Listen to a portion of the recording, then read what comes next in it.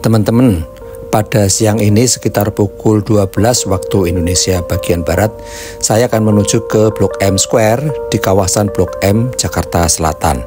Nah, di sana bangunan Blok M Square yang sangat khas berada di Jalan Melawai, kawasan yang sejak tahun 70-an sudah menjadi tongkrongannya anak muda. Mall ini dibangun pada tahun 2008 untuk menggantikan pasar Blok M lama yang ada di kawasan ini. Blok M Square merupakan trade mall yang dikembangkan oleh Agung Podomoro dan PD Pasar Jaya milik pemerintah Provinsi DKI Jakarta. Blok M Square dirancang sebagai salah satu pusat perdagangan terlengkap di Jakarta Selatan dengan konsep pusat belanja yang menggabungkan berbagai kebutuhan mulai dari fashion, pasar modern, perhiasan, tailor, hobi, makanan, dan bioskop, dan lain-lain. Nah, sekarang saya akan menuju ke basement Blok M Square. Sepertinya ada yang menarik dan unik di lantai basement ini.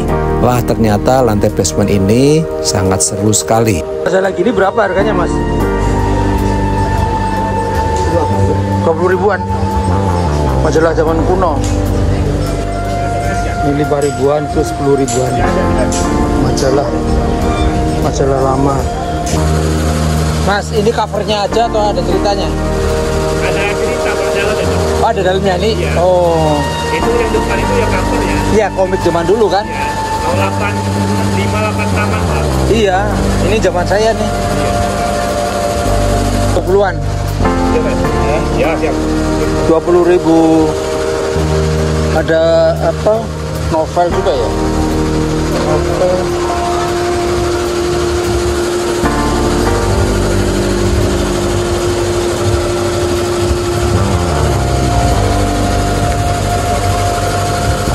Ini majalah saya zaman dulu nih, Matra nih.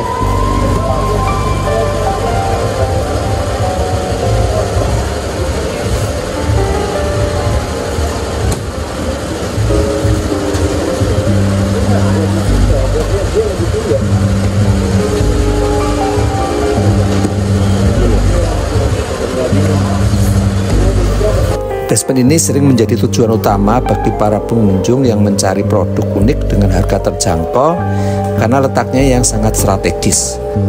Sebelah kiri saya berbagai atribut piagam dan piala. Sepertinya di sini adalah pusat penjualan atribut piagam dan piala.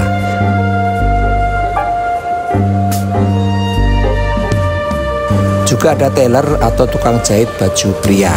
Mau bikin celana bahan atau jas ada di sini.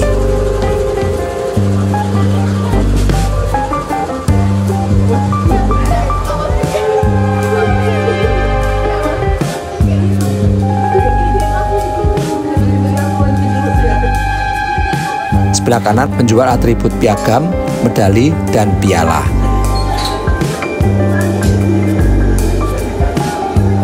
Sebelah kiri ada 2 unit lift melayani lantai basement hingga lantai 7.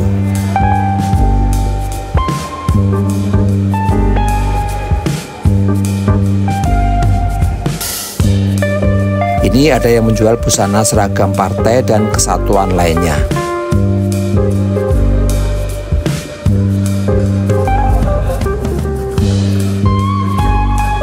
Piala dari akrilik harganya sekitar Rp300.000, sedangkan yang dari bahan kristal mahal sekali, sekitar Rp2 juta. Sebelah kiri adalah bursa buku, bekas maupun baru. Mereka menggelar buku di tengah ruangan terbuka ini. Harganya juga murah, buku baru lebih murah dari yang ada di toko resmi. Bisa ditawar pula. Cuma zaman sekarang ini apakah masih ada ya yang membaca buku? Beragam pilihan judul buku dengan harga yang terjangkau. Cuma mesti teliti karena sulit sekali mencari buku sesuai selera karena cara penyusunannya yang tidak sistematis. Kios ini menjual segala macam terkait bordir, bisa di baju, topi, dan atribut lainnya. Mesin bordirnya ada di depan, jadi pengunjung bisa melihat langsung proses membuat bordir. Bursa buku lagi, pengaturannya ngacak, tidak sesuai blok-blok seperti yang tertera di papan petunjuk di depan tadi. Ini Ini malah ada yang seharga Rp5.000, seharga sepotong kerupuk.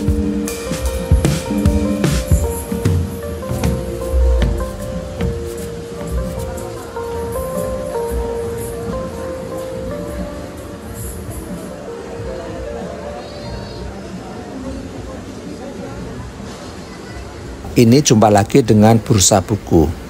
Judul buku yang dijual keren-keren. Buku yang disebar diobral Rp10.000. Kita mesti pandai mencari judul buku sesuai selera.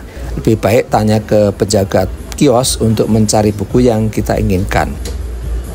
Buku yang tidak diobral harganya disusun rapi. Sebelah kiri membuat sablon dengan cara modern dengan mesin press yang merancang desain langsung menghadap ke PC. Ini urusannya desain grafis. Ini adalah industri kreatif. Perhiasan berupa cincin dengan batu mulia juga ada di sini. Harganya bervariasi dari puluhan ribu rupiah hingga ratusan ribu rupiah.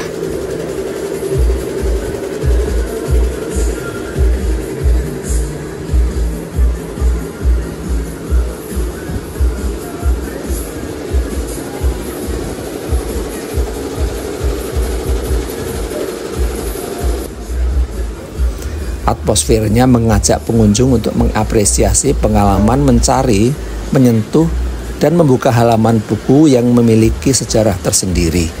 Tempat ini tidak hanya menjadi area transaksi jual beli, tetapi juga menjadi wadah pertemuan bagi komunitas pecinta buku dan intelektual di Jakarta yang terus melestarikan kecintaan pada literasi. Yang paling banyak penjual piagam, piala, dan medali. Bahannya bermacam-macam, ada yang dari akrilik, kristal, plastik yang disepuh warna emas, ada juga medali, dan lain-lain. Juga ada jasa membuat stempel atau cap. Wow, banyak sekali di sini jualan kaset musik. Mau dibelinya? Biasanya borongan hitungannya, kita jualnya gocapan sini, gocap 75 tergantung artis sama albumnya juga sama. Kalau yang Personality gitu 75-an, kalau yang biasa-biasa kompilasi rolok itu gocapan. Maksudnya gocap itu berapa sih? 50? 50 Satu bijinya? satu bijinya. Kalau yang 75 tuh yang kayak gimana? Personality biasanya gitu-gitu yang album bagus. Oh. Bong, terus apa, Pink Floyd gitu-gitu yang aneh-aneh. Oh. Bagus-bagus albumnya. Tanya, emang ada yang beli mas kayak gini mas? Ada ya? Sayang alat pemutarnya udah nggak ada. Pemutarnya udah nggak ada, dia mau dijualin. Ini 225 tuh maksudnya apa? 225.000? Iya.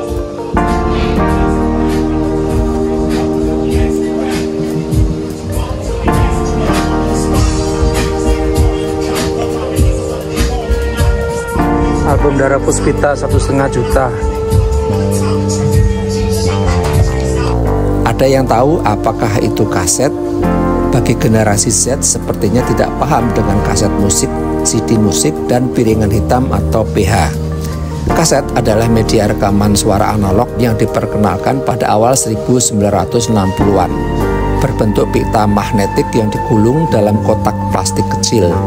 Kaset sangat populer pada era 1970-an hingga 1990-an sebagai format utama untuk mendengarkan musik, merekam suara, atau menyimpan data. Pada masa itu, kaset mudah diduplikasi dan portable sehingga memungkinkan orang untuk membuat mixtape atau merekam lagu-lagu favorit mereka dari radio. Meskipun akhirnya tergeser oleh teknologi digital, kaset tetap memiliki tempat tersendiri di hati para penggemar musik karena menawarkan karakter suara yang khas dan nuansa nostalgia. Apakah teman-teman juga masih ada yang mengkoleksi kaset, CD, dan PH? Blok M Square menjadi surga bagi para pembaca, pelajar, hingga kolektor yang mencari beragam jenis bacaan, mulai dari novel, komik, buku pelajaran, hingga buku-buku langka yang sulit ditemukan di toko buku mainstream. Di antara kios bursa buku ada yang menjual optik kacamata. Berbagai jenis kacamata ada di sini, tinggal pilih, harganya juga bersahabat.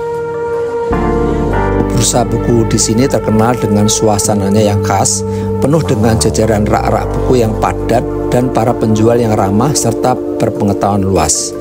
Di sini para pengunjung bisa menjelajahi buku dari berbagai genre dan era, baik karya sastra klasik maupun novel modern. Uniknya, beberapa kios juga menyediakan layanan tukar tambah buku sehingga para pengunjung bisa membawa pulang buku-buku baru sambil mendonasikan buku yang tidak mereka gunakan lagi. Yang berjualan sepatu olahraga juga ada di sini, tinggal pilih juga sesuai selera. Bagi penggemar buku bekas, bursa ini menawarkan daya tariknya sendiri. Buku-buku bekas yang dijual seringkali merupakan edisi yang tidak lagi dicetak sehingga bernilai tinggi bagi kolektor. Harga yang ditawarkan pun sangat bersahabat sehingga banyak orang rela datang dari berbagai penjuru Jakarta untuk mendapatkan bacaan berkualitas dengan harga ekonomis. Di sisi lain, buku-buku baru yang dijual juga menarik bagi mereka yang ingin tetap mendapatkan bacaan terkini tanpa harus mengeluarkan biaya besar. Di tengah arus digitalisasi yang semakin pesat, bursa buku Blok M Square ini tetap bertahan sebagai tempat fisik bagi orang-orang yang mencintai buku dalam bentuk fisik. Ada yang unik, tempat pijat di tengah ruangan. Mau mencoba? Tarifnya juga tidak mahal, murah meriah.